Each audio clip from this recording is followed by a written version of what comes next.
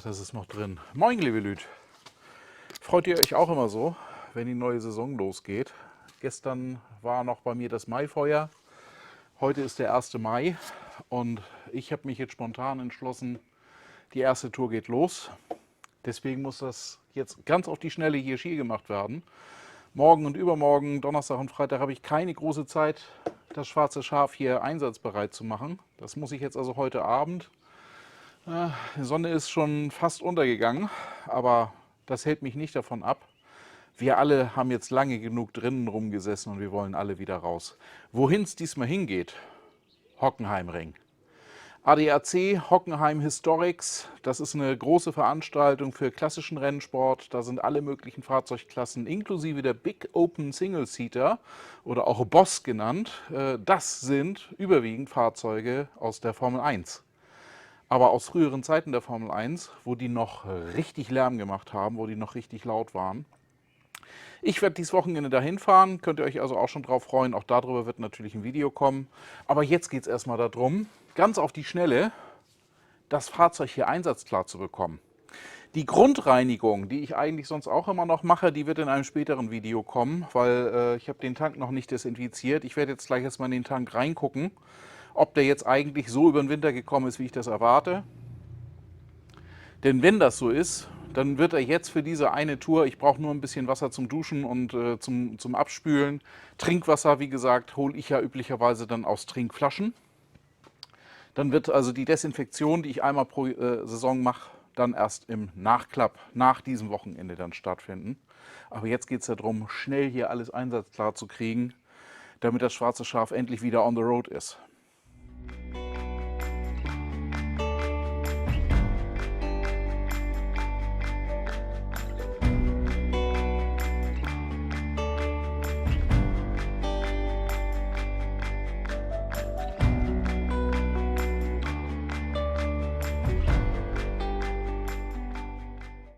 Jetzt kriegt ihr einen Schnelldurchgang. Worauf muss man achten, wenn man das Wohnmobil schnell in Aktion nehmen will? Als erstes Tankkontrolle. Da bin ich froh, dass ich YouTuber bin. Ich kann nämlich die Kamera reinhalten und kann mir dann auch angucken, ob das, was ich jetzt von außen so sehe, dann bei näherer Betrachtung dem auch standhält. Nichtsdestotrotz, ich werde den Tank immer einmal pro Saison, das werde ich dann also nach dem Hockenheimring-Wochenende machen, mit Chlordioxid desinfizieren. Weshalb Chlordioxid? Es ist schnell flüchtig, es hinterlässt keine Spuren, es ist geruchsneutral weitgehend, also es riecht nicht nach Chlor. Und es hat eine sehr stark desinfizierende Wirkung. Das ist auch das Mittel der Wahl, was eingesetzt wird in Wasserwerken, in entsprechend Trinkwasserleitungen, um dort für Desinfektion zu sorgen. Demzufolge ist das für mich das Mittel der Wahl. Nur Einwirkdauer und den ganzen Kram, dafür habe ich jetzt im Moment keine Zeit. Kommt also in einem späteren Video. Jetzt gucken wir mal in den Tank. Wie immer habe ich den so über den Winter kommen lassen, dass er schön ausgetrocknet ist. Schauen wir mal in den Tank rein. Mit Lampe geht das natürlich deutlich besser. Und diese Seite ist eigentlich die interessantere. Hat sich dort irgendwo ein Biofilm abgesetzt.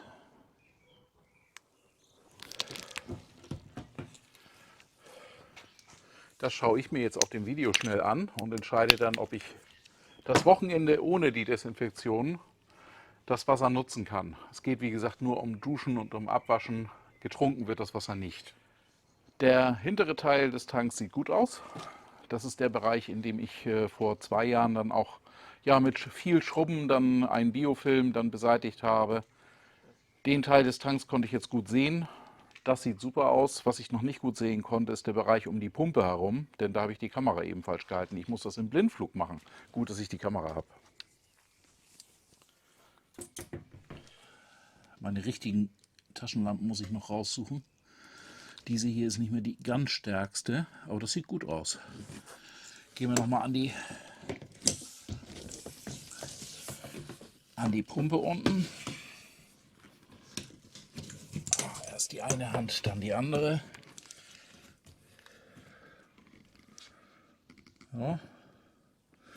Sieht mir okay aus. Auch hier in den Ecken nichts zu sehen.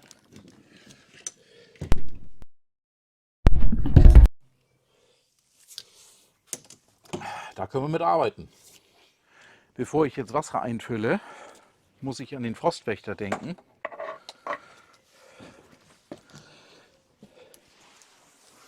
Der Frostwächter verbirgt sich bei mir hier. Da seht ihr ihn. Der Knopf ist raus. Ich mache noch mal ein bisschen mehr Licht. Der Knopf ist raus und der Hebel steht längs. Das heißt, hier drüber würde jetzt das Wasser auch dann mit Gefälle quasi auch wieder rauslaufen.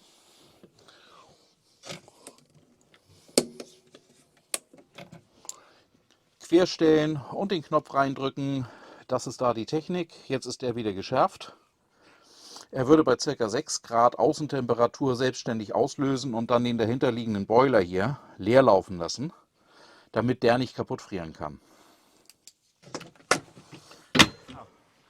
Falls ihr euch fragt, weshalb ich das nicht dann schon länger vorbereitet habe, wir hatten hier tatsächlich die ganze Zeit noch wieder Nachtfröste. Also wenn ich das früher gemacht hätte, das wäre nicht gut gewesen.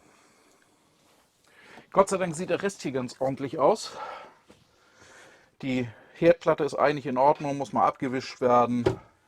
Für meine Schränke habe ich ein Korbsystem, das seht ihr gleich, wie schnell das eingeräumt ist. Das ist auch ein Vorteil davon. Ich empfehle euch das sehr, euch da irgendwie so zu organisieren mit solchen kleinen Körben.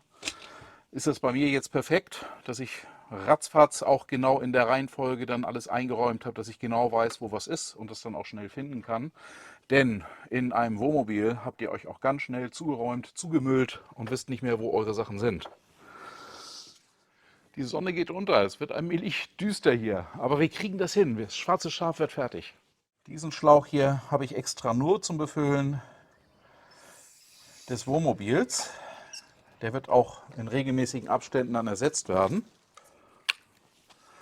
Ich achte dann auch peinlichst genau darauf, dass der Schlauch dann auch tatsächlich wirklich richtig leer ist und austrocknen kann. So oft muss ich das Wohnmobil hier mit dem langen Schlauch nicht befüllen. Unterwegs habe ich extra ein kürzeres Schlauchstück dafür. Das ist also eigentlich immer nur die Initialbefüllung, wenn ich für ein Wochenende, wie jetzt zum Beispiel beim Hockenheimring, schon Wasser mit runternehme. Denn wenn ich dort erstmal auf dem Parkplatz stehe, da komme ich nicht wieder weg. Das heißt, Wasser, was ich brauche für dieses Wochenende, muss mitgenommen werden. Nicht vergessen, trotzdem erstmal spülen. Mit dem Spülwasser kann ich jetzt hier erstmal sehen, dass der Filter auch wirklich leer bleibt. Den Filter habe ich mir mal für unter 20 € selber aus Gardena Teilen zusammengebaut. Die Teile findet ihr unter dem Video. Jetzt wird erstmal der Schlauch gespült. Ich kann sehen, ob aus dem Schlauch noch irgendwie Dreck und Müll rausgespült wird. Dann würde ich den gegebenenfalls nochmal länger spülen. Und ich habe auch schon die Uhr wieder dran, dass ich nachher auch dann abschätzen kann, wie viel Wasser ich wirklich mitnehme. Ich muss ja keine 100 Liter für ein Wochenende mitnehmen. Und solange freuen sich die Blümelis in meinem Garten über ein bisschen Wasser. Plopp, das soll mal langen. Was sagt der Filter? Ich würde mal sagen, glasklar. Zur Sicherheit Guckeisen. Ja, das sieht gut aus. Auch keine kleinen Rostpartikelchen. Ich habe mal vor einem Jahr ungefähr, als ich auch das hier benutzt habe, dann tatsächlich aus meiner Hausleitung ein paar kleine Rostpartikel dann ausgespült. Dieses Mal scheint da nichts drin zu sein. Wir können loslegen. Noch die Füllmenge beim letzten Mal, das waren wohl knapp etwas um die 35 Liter, schätze ich mal. Ich habe jetzt ungefähr 6 Liter erstmal zum Spülen genommen, dass das auch wirklich gründlich gespült ist. Das resetten wir jetzt. Und dann kann das hier losgehen. Das Schöne an dieser Gardena Spritze ist ja, dass sie sich dann auch selbsttätig dort festhält und ich hier einstellen kann, wie viel sie fördern soll, dass es nicht zurückläuft. Ups, und jetzt seht ihr auch, was ich vergessen habe. Ich habe natürlich den Ablaufhahn nicht zugedreht. Der Tank sollte ja austrocknen. Das kriegen wir aber schnell gelöst. Der ist ja schnell zugedreht hier. Passt übrigens auf, dass ihr hier nicht zu doll dran dreht. Der ist auch schnell aus seiner Spindel raus. Übermäßiger Kraftaufwand ist da eher schädlich. So, 12 Liter haben wir drin. Da ich auch duschen werde, werde ich ja auch warm Wasser mit benutzen. Das heißt, der Boiler wird gefüllt werden. Der Boiler nimmt alleine 10 Liter. Den werde ich jetzt gleich schon mal voll laufen lassen, wenn ich die Wasseranlage dann in Betrieb setze. Ich denke mal, fürs Wochenende, Freitag, Samstag, Sonntag, sollte ich mit insgesamt 40 Litern, also 10 im Boiler und 30 Liter zusätzlich dann auskommen. Denn jeder Liter Wasser ist auch 1 Kilo Gewicht. Nie vergessen. Dabei kann ich hier schon mal wieder die Sicherung in den EBL-Block einsetzen. So, hier habe ich den EBL-Block. Ihr seht hier den ersten Sicherungsposten. Da ist die Wasserpumpe drauf, steht auch darunter, Pumpe. Da ist extra eine 5 Ampere Sicherung, so eine braune drauf. Denn die Pumpen gehen gerne mal fest und dann würde die Leitung gegebenenfalls zu viel Last abnehmen. Die soll also schnell durchbrennen, diese Sicherung, damit man schnell merkt, mit der Pumpe stimmt was nicht und das Kabel intakt bleibt. Denn die Pumpe hat man schnell ersetzt, aber das Kabel nicht. Der kann jetzt wieder rein, weil die Pumpe hat jetzt wieder Wasser. Ich ziehe das Ding immer im Herbst zur Sicherheit, falls denn doch mal irgendwie was ist, dass man den EBL-Block anschaltet. Dann würde nämlich sonst die Pumpe hinten trocken laufen und dann würde sie sehr, sehr schnell kaputt gehen. Denn man soll ja auch zum Überwintern die Hähne in Mittelstellung offen hinstellen, damit da nichts kaputt frieren kann. So, der Part ist auch wieder intakt.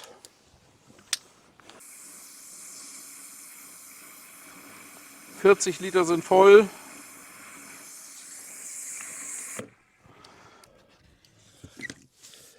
Mit 40 Litern sind wir hier oben schon an der oberen Kante.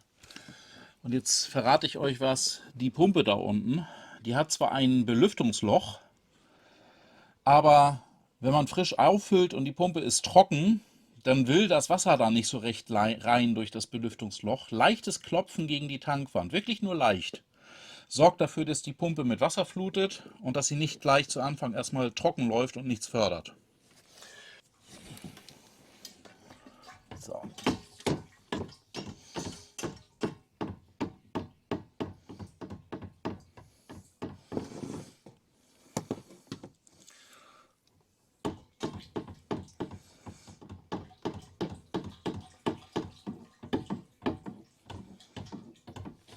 Ich denke, das sollte reichen.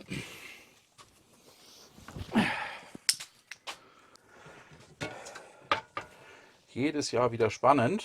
Strom haben wir da, Wasser haben wir da, geklopft haben wir die Pumpe. Los geht's.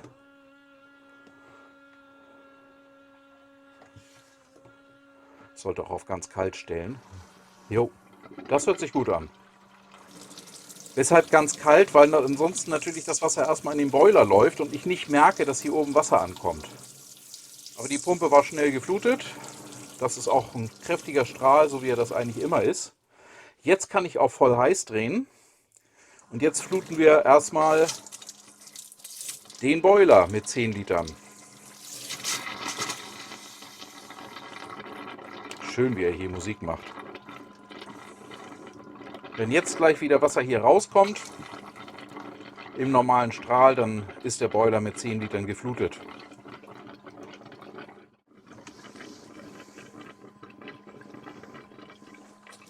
Ah, da geht's los. So, da haben wir den Boiler voll. Badezimmer. Ich habe den auch noch abmontiert, der muss jetzt auch noch nicht drauf sein. Machen wir da auch die Leitung voll. Ach, das kam aber ziemlich sofort. Kalt wie warm. Dann schauen wir einmal auf die Spülung. Ui, jawohl. Schön und kräftig. Hat alles gut den Winter überstanden. Das freut mich. Und wie wir sehen, ist unser Wasserspiegel ein bisschen gesunken, weil wir ja 10 Liter jetzt schon wieder entnommen haben. Trotzdem ist da genug drin, dass das fürs Wochenende reichen dürfte. Dann kann der hier raus. Und damit wir es nicht vergessen, als erstes der Tankdeckel. Wunderbar. Das hier kann jetzt auch auseinander. Vorher kriegt der Garten noch ein bisschen Wasser. Ich habe schon zugedreht.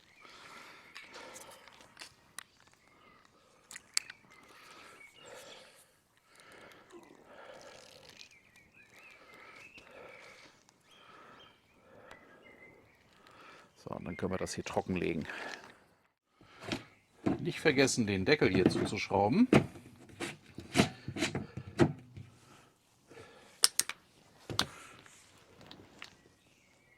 Er muss nicht ganz bis zum blauen Strich. Das hat sich in der Vergangenheit, das war so die Einstellung ab Werk. Aber da würde ich ihn über Gebühr in die Dichtung reindrücken. Aber gut zu sollte das Teil schon sein, denn sonst kann das Wasser überschwappen in der Fahrt und dann habt ihr das Wasser hier unten im Schrank drin. Das will keiner.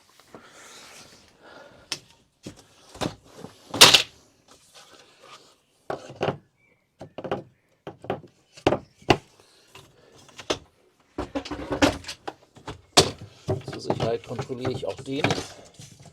Nein, der war aber auch zu. Den habe ich nicht zum Durchspülen aufgelassen. Aber Vorsicht ist die Mutter von der Porzellankiste. Ne? Das ist bereits Version 2 von diesem Teppich. Version 1 habe ich ja gnadenlos verschnippelt. Aber er war dann eine ideale Vorlage für die zweite Fassung davon. Und schon ist es gleich wieder viel wohnlicher. Weiter geht's mit Einräumen. Ich habe ja so ein Kistensystem. Inzwischen ist es schon ziemlich dunkel geworden. Ich glaube, ich werde gleich auch pausieren. Die Matratze kommt hier noch hinten rein und den Rest werde ich dann morgen machen. Das ist schnell erledigt. Aber ich habe jahrelang jetzt immer 2 große Körbe da oben in der Ablage mit mir rumgefahren mit Ersatzteilen, weil ich dachte, die braucht man dann auch schnell im Zugriff. Hier sind Lampen, hier ist ein Multimeter, hier sind 2-mal Wasserpumpen, hier ist ein bisschen Werkzeug. Alles das, hier ist ein kleiner Minispaten. Alles das habe ich kaum gebraucht, aber ich möchte es nicht ausladen. Wenn ich es nämlich brauche, so eine Wasserpumpe, dann kann die einem den Urlaub retten. Also habe ich mir hier so einen kleinen Träger besorgt, dass ich das auch von oben gut rausheben kann. Das Ganze ist sehr leicht, wiegt kaum etwas. Und das kann ich jetzt in den Schrank hier im Pursuit Touring Plus unterbringen. Den kann ich von oben so öffnen, kann daran. Und darunter habe ich auch noch mal ein komplettes Fach. Ich gucke jetzt mal, ob ich es jetzt oben rein tue oder ob ich es unten rein tue.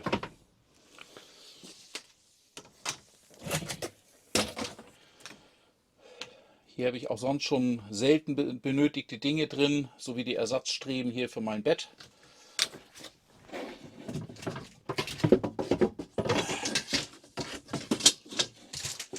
Das kann damit hin, das kann damit hin. Das ist, das ist eine Dieselpumpe für den Fall der Fälle. Das passt ja schön hier. So rum. Doch, das sieht gut aus, das gefällt mir. So komme ich dann auch im Fall eines Falles auch schnell ran.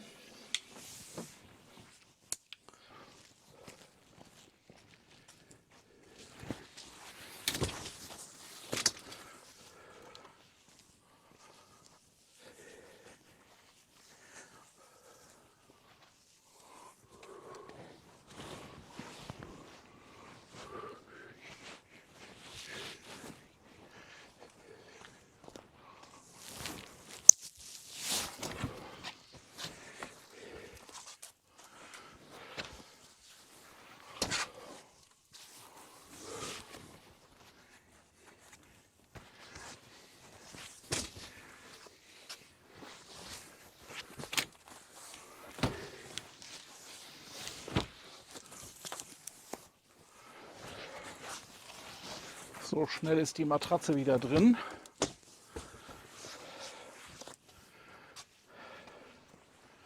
Und auch den Topper hat man schnell wieder ausgebreitet.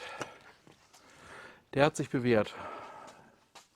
Die Basismatratze ist nicht das Dollste vom Pursuit Touring Plus, ist okay. Aber mit dem kleinen dünnen Topper hat sich der Schlafkomfort gewaltig verbessert.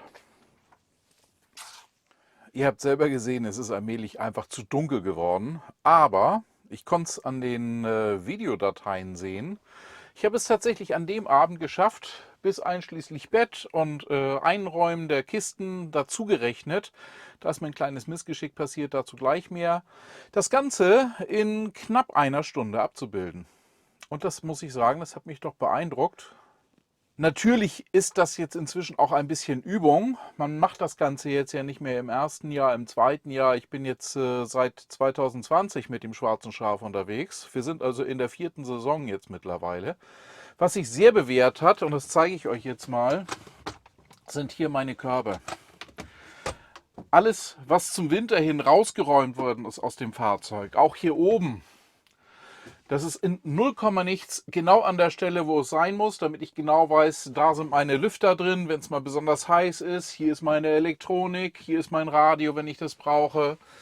Die Küche ist in 0, nix hier dann auch mit frischem Speiseöl ausgestattet. Ich habe meine Zahnpasta, ich habe meine Zahnbürste, ich habe alles an Bord, was ich so im alltäglichen Leben brauche. Und das Ganze habe ich jetzt dadurch in 0, nix hier reingebracht.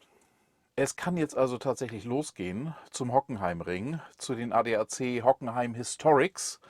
Da werde ich mich jetzt heute dann auch auf den Weg dazu machen. Und jetzt zu meinem kleinen Missgeschick. Ich wollte euch das ganze Einräumen gerne gezeigt haben. Aber das Mikrofon war aus. Die Bilder sind also quasi ohne Ton und demzufolge kaum brauchbar. Vielleicht lege ich jetzt hier mal 1, 2 Ausschnitte davon darunter, während ich euch mein Missgeschick erzähle. Aber gut, so spannend ist es dann auch nicht, so ein paar Körbe reinzuheben. Ich habe von euch gerade so Nachfragen in den Kommentaren gekriegt, was denn jetzt aus meinem Frühjahrsurlaub geworden ist. Ich hatte ja in meinem Video 25.000 Mal Danke, also nochmal 25.000 Mal Dankeschön. Inzwischen sind wir schon bei über 26.000. Dankeschön gesagt dafür, dass ihr so fleißig abonniert und auch so fleißig meinen Kanal schaut. Das freut mich sehr. Und da habe ich angedeutet, dass ich jetzt eine kleine Pause mache, meinen Frühjahrsurlaub mache, dass mein Hobby ja das Tauchen ist, das wissen auch viele von euch. Und demzufolge war das ein Tauchurlaub, das heißt, ich bin in die Karibik, in die Dominikanische Republik geflogen. Nicht, weil ich das da jetzt so besonders edel finde, sondern ganz im Gegenteil, ich brauche nicht viel, ich habe keine großen Ansprüche. Also ich möchte ein Hotelzimmer haben, das ein sauberes Bett hat, das eine saubere Dusche und ein sauberes WC hat. Ich brauche keinen Pool, ich brauche keine Animation. Ich gehe zu meiner Tauchbasis und gehe dann draußen irgendwo schön Blubberblasen unter Wasser machen. Und das hat jetzt stattgefunden. Das ist jetzt im April gewesen. Ich bin also auch gerade erst seit ein paar Tagen wieder zurück. Ich habe die typische Taucherbräune dabei abgekriegt. Das heißt, Gesicht ist ein bisschen braun und Arme ist ein bisschen braun. Der Rest, das erspare ich euch, ist genauso weiß wie vorher. Da ist immer der Tauchanzug drüber. Ja, aber auch davon wird es hier dann jetzt, ich hoffe, nächste Woche vielleicht dann das erste Video davon zu bringen. Ich will 2 Videos euch davon zeigen. Das eine Video soll euch ein kleines bisschen Land und Leute zeigen. Ich zeige euch einen Ausflug, den ihr selber auch machen könnt, wenn ihr mal in die Dominikanische Republik reist. Einen Ausflug zur Isla Saona. Und ich habe dann einen kleinen Ausflug privat organisiert, dann in die Inselmitte gemacht. Und bei der Gelegenheit hatten wir eine kleine Panne. Das ist also ein kleines Abenteuervideo. Wie haben wir das dort dann gelöst? Wie sind wir wieder dann heil nach Hause gekommen? Das könnt ihr in dem Video erleben. Und die Taucherei interessiert nicht jeden von euch, das ist mir vollkommen klar, genauso wie diese Reise auch nicht jeden von euch interessieren wird. Aber mein Kanal heißt Travel With Me, das heißt, ich nehme euch auf meine Reisen mit. Und bei der Taucherei ist es dann so, dass ich deswegen ein eigenes Video daraus mache. Und in diesem eigenen Video können diejenigen von euch, die sich wirklich auch für Taucherei interessieren oder interessieren können oder vielleicht einfach mal reinschauen wollen, mal einen Eindruck von 14 Tagen Tauchen in der Karibik dann bekommen. Könnt ihr euch drauf freuen? Ich freue mich jetzt auf die Hockenheim Historics, die ADAC Hockenheim Historics in Hockenheim. Das Wetter ist sogar besser geworden mittlerweile in der Vorhersage. Es riecht danach, dass der Samstag dann tatsächlich auch ein paar Sonnenstrahlen haben soll in Baden-Württemberg, obwohl da gerade in der Nähe monsunartige Regenfälle heruntergekommen sind. Aber zum Wochenende hin soll das wohl etwas besser werden. Wenn euch dieses Video gefallen hat, lasst mir ein Like da, lasst mir ein Abo da. Wer nicht abonnieren will, ist nicht so schlimm. Aber ihr verpasst keins meiner Videos mehr, zum Beispiel jetzt über die ADAC Hockenheim Historics. Und ich freue mich über jedes eurer Abos. Bis zum nächsten Mal. Euer Michael.